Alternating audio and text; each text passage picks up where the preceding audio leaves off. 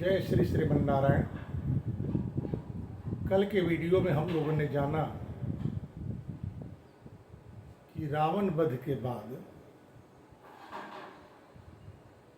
हनुमान जी के द्वारा यह सुसंवाद प्राप्त कर भगवती सीता ने हनुमान जी से निवेदन की कि मैं अपने भक्त वत्सल पति भगवान श्री राम का दर्शन करना चाहता हूँ। हनुमान जी ने प्रभु श्री राम से यह बात निवेदन करी, अपनी ओर से भी प्रार्थना करी कि यह भगवती सीता को दर्शन देने में और विलंब नहीं करना चाहिए। भगवान श्री राम की आज्ञा पा विभीषण जी देवी सीता से स्नान अंगराग आदि धारण करने का निवेदन किए, ये बतलाते हुए कि भगवान राम की यही इच्छा है। भगवती सीता अपने लिए इसकी आवश्यकता नहीं समझती थी। इसके बाद भी भगवान की इच्छा को पूर्ण करने के लिए उन्होंने अंगराग आदि धारण किए। विभीषण जी के द्वारा लाई गई शिविका पर आरूढ़ हुई, भगवान राम के शिविर तक लाई गई। विभीषण जी की इच्छा थी कि भगवान श्री राम और भगवती सीता का यह मिलन एकांतिक हो, जो भगवान श्री राम को स्वीकार नहीं था। वो चाहते थे कि जिस सीता को प्राप्त करने के लिए युद्ध में हमारे साथ सहयोग करने वाले जो हैं,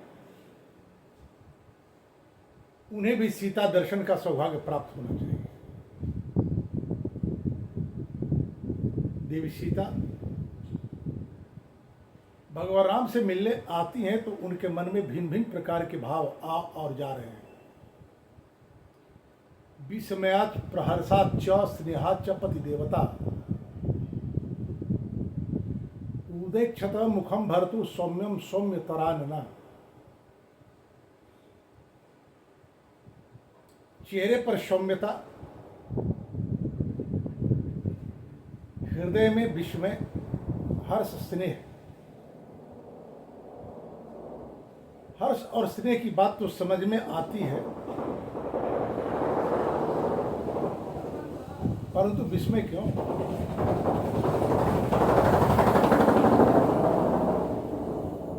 क्या राम के विजय का अमृत है सीता के भीतर? हनुमान जी ने जो बात कही भगवती सीता से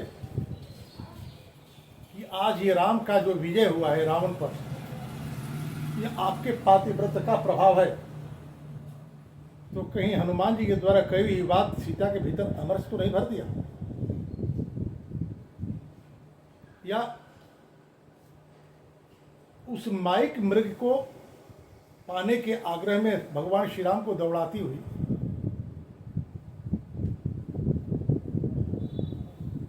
विस्मय को प्राप्त हुई थी भगवती सीता, वह विस्मय अब तक बना हुआ है।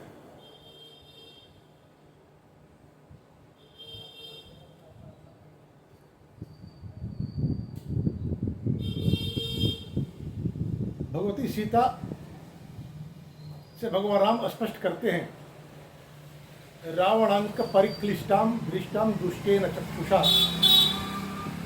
कथम ताम पुनरादद्याम कुलम व्यपदि सन्मत। रावण आपको बलपूर्वक अपने गोद में उठाकर ले गया, उसकी चेष्टा और दृष्टि दोनों दूषित थी। फिर आपको मैं कैसे स्वीकार करूं? क्योंकि मेरा अपना एक कुल गौरव है।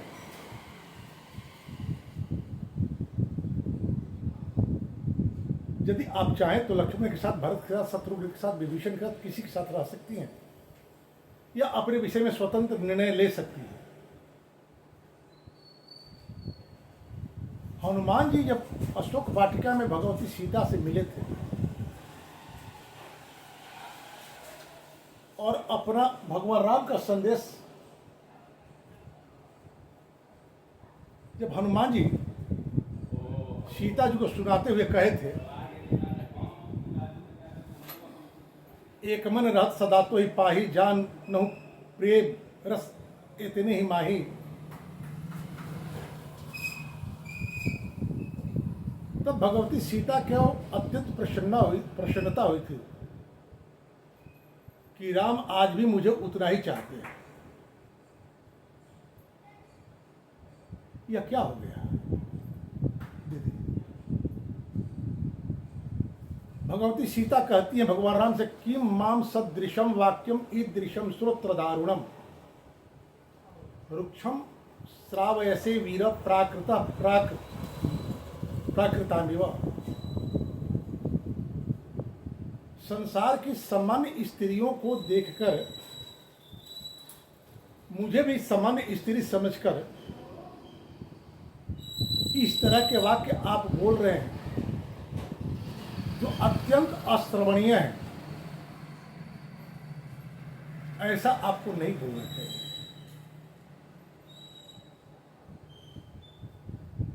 बहुत दिनों के बाद इतने दोषाध्य युद्ध करने के बाद सीता प्राप्त हुई है। बात तो प्रेम की होनी चाहिए, विरहजन्य व्यथा की पीड़ा बहनी चाहिए। लेकिन भगवान श्री राम के वाक्य सीता को कर्णकटु लग रहे हैं। ये वही सीता है जब माइक मृग मरते समय अपने मूल स्वरूप मारीच के रूप में भगवान राम के वाक्यों का अनुकरण करते हुए हा राम हा लक्ष्मण हा सीते कहता है। लक्ष्मण को उस आवाज की दिशा में दौड़ने की आज्ञा देती है।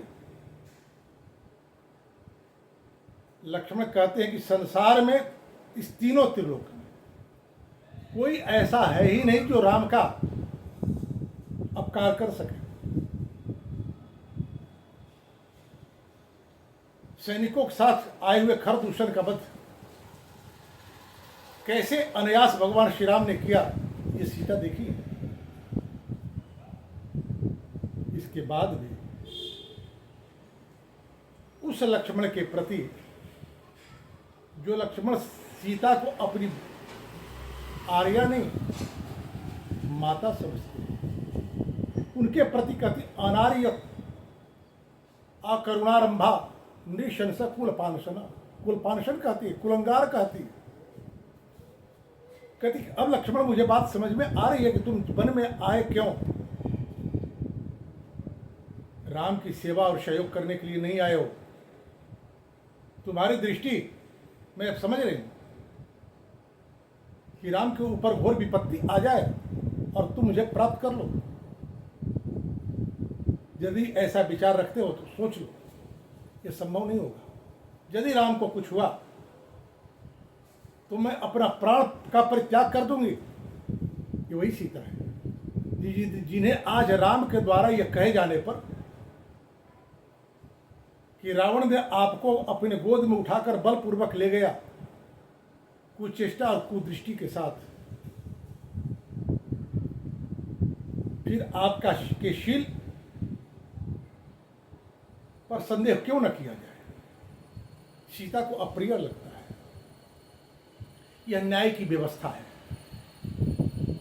यदि आपके द्वारा किसी व्यक्ति के हृदय में क्षोभ उत्पन्न हुआ है और उस क्षोभ के कारण उसकी जो मनोदशा हुई है, उसके सामने आप उस मनोदशा को आपको प्राप्त करा दिया जाए, तभी उसके प्रति न्याय होगा।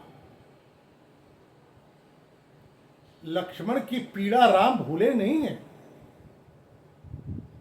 कि जो लक्ष्मण किष्किंधा सुग्रीव के पास सीता के द्वारा गिराई हुई पोटली कि आभरणों को की पहचान करते हुए कहते हैं कि मैं सारे आभरण को नहीं पहचान सकता। हाँ, ये नुपुर माँ सीता के हैं, क्योंकि पांव से ऊपर मैंने कभी देखा नहीं है। आप श्रेष्ठ हैं, पूज्य हैं, आप अपने पति के प्रेम की अधिकारिणी हैं, तो यह आपको अधिकार प्राप्त है कि आप अपने परिवार के अन्यों के प्रति कुछ भी कह दें। आप अनुरागिनी हैं तो इसका मतलब यह नहीं है कि आपकी मर्यादा कुछ नहीं, आप स्वतंत्र हैं कुछ भी कहने के लिए। आज उसी लक्ष्मण से भगवती सीता कहती हैं, चिता में कुरु सौमित्रे व्यसनस्यास्य भेषजम मिथ्यापवादोपहृता नाहम जीवित मुत्सहे। हे सौमित्र, हे लक्ष्मण, हे सुमित्रानंदन, मेरे लिए आप चिता का आरोपण करें, चिता बनाएं। इस मिथ्यापवाद से बचने का एकमात्र उपाय है कि मैं इस अग्नि में प्रवेश करके अपने जीवन का अंत कर दूं। जो आज मेरे ऊपर आरोप लगा है, इस आरोप से बचने का उपाय मार्ग एकमात्र यही है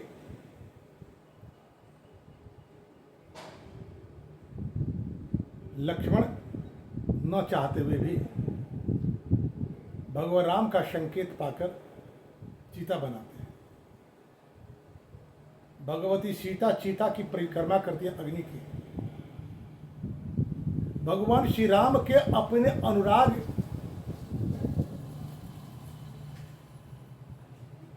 का आधार बनाकर अग्निदेव से कहती हैं कि यदि प्रभु श्री राम के प्रति मेरे मन में अनन्यता रही हो, आप मेरी रक्षा करें। और अग्नि में प्रवेश कर जाते हैं।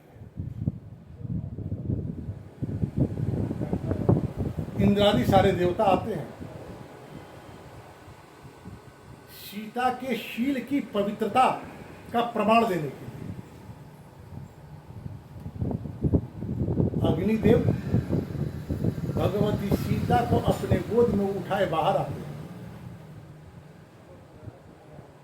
अग्नि का ताप सीता के अंगों का स्पर्श भी नहीं करता।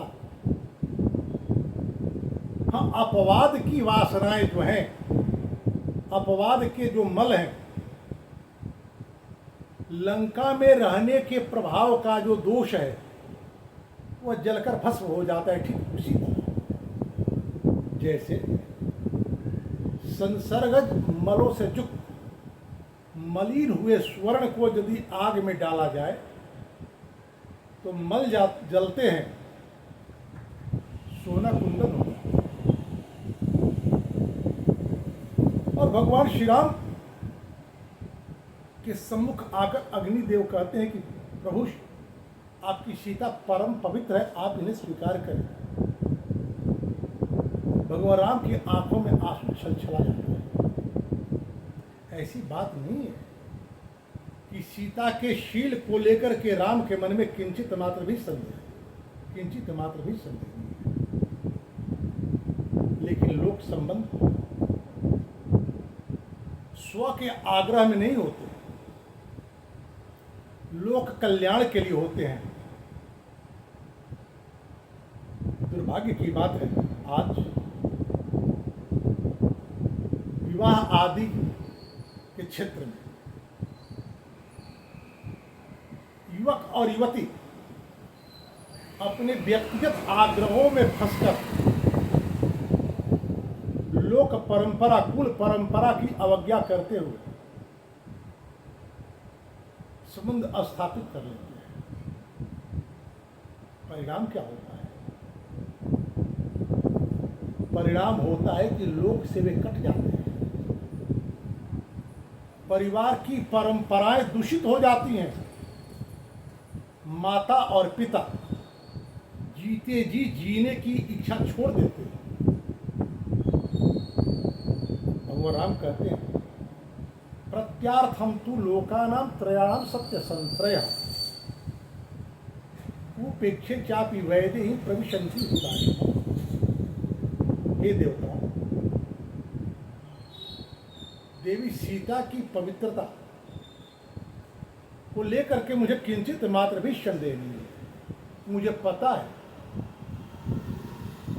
कि सीता के शील के सम्मुख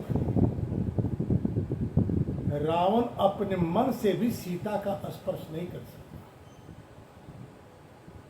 सीता जो भी करती हैं मेरी भावनाओं के अनुरूप करती है। याद करें, महर्षि अगस्त्य के आश्रम पर गए भगवान श्री राम, लक्ष्मण और सीता से महर्षि अगस्त्य कहते क्या? कहते हैं कि राम, आप यदि यहां रहना चाहते हैं तो मेरे लिए सौभाग्य की बात है, परंतु आपके वन में आने का उद्देश्य पूर्ण नहीं होगा।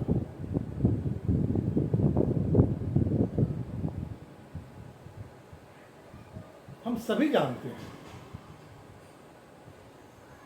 महर्षि वाल्मीकि के द्वारा कि देवी सीता का प्राकट्य और राम का अवतार रावण वध के लिए ही हुआ है। अपने उद्देश्य जिन्हें स्पष्ट हों वो जीवन में आने वाले विपदाओं को सहर्ष गले लगाते हैं। भगवान श्री राम की यह बात कि सीता मेरे भावनाओं के अनुसार ही आचरण करती हैं, कहीं ना कहीं यह संकेत है कि रावण जो सीता का हरण किया,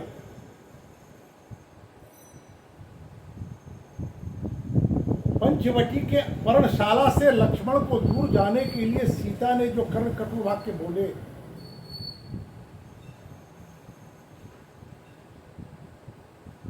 और रावण इस शाप के बाद भी कि जिस दिन किसी स्त्री की इच्छा के विपरीत उसके अंग का स्पर्श करेगा जलकर भस्म हो जाएगा, सीता को उठाकर ले जाता है और सुरक्षित है, जीवित है। सीता स्वयं कहती है हनुमान से लंका में,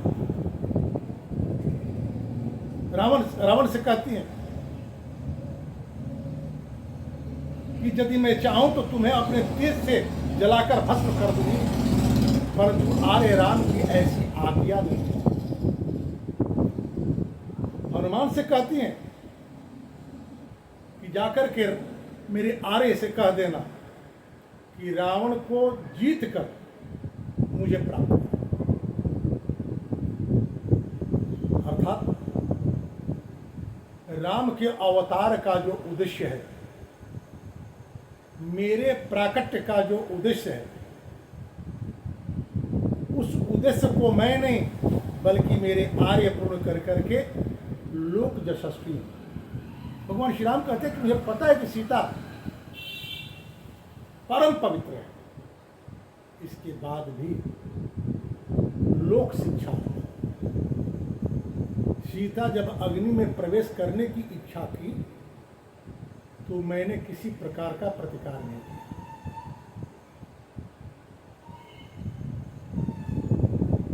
अनुराग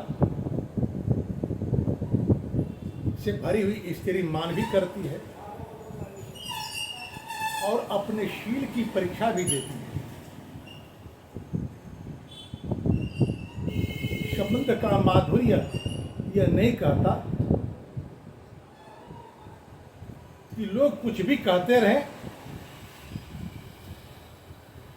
उसकी परवाह किए बिना हम अपना जीवन जिए नहीं। विशेष रूप से जब यह बात आती है धर्मस्य तत्वं निहितं गुहायां महाजनो जेन गतो सपांथ, धर्म का तत्व अत्यंत गुह्य है। श्रेष्ठ लोग जिस मार्ग से चलते हैं वही पथ होता है। संसार में जो श्रेष्ठ बनकर आते हैं, श्रेष्ठ होने का मात्र अधिकार उन्हें प्राप्त नहीं होता, श्रेष्ठ होने के कर्तव्य भी उन्हें ही पालन करने होते हैं।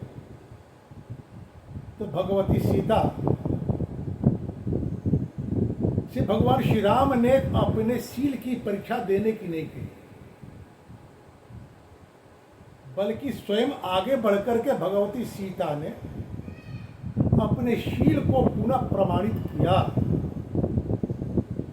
जो ख्यातशील होते हैं या होते हैं उन्हें बार बार परीक्षा देनी होती है, बार बार। धन्यवाद। जय श्री राम।